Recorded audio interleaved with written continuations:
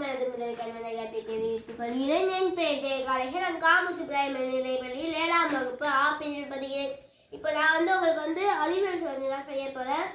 எதை பார்த்தீங்கன்னா பபுள் எப்படி ஃபார்ம் ஆகுது, பபுள் எப்படி உருவாக்குறாங்க பார்த்தீங்கன்னா, இப்போ அது ஃபஸ்ட்டு நான் என்ன சேர்த்துக்கிறேன்னா சுடு தண்ணி ஒன்று எடுத்துக்கிறேன். நான் ஃபஸ்ட்டு எல்லாமே கலக்கிலாம் வச்சிட்டேன்.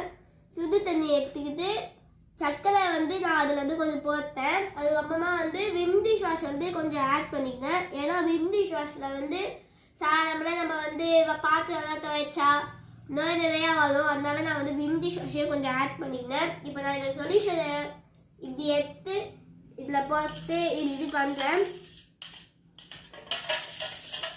இப்போ கொஞ்சம் தட்டில் இது பண்ணிட்டேன்னா அதனால இப்போ நான் இங்கே பாருங்கள், இந்த ஸ்ட்ரா எடுத்து இதில் கொஞ்சம் டிப் பண்ணி இப்போ நான் இதில் ஊத போகிறேன்.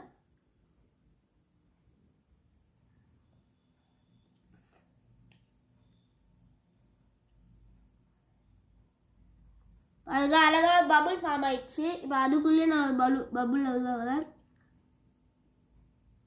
பாருங்க 3 பலூன் தான் இருக்குது.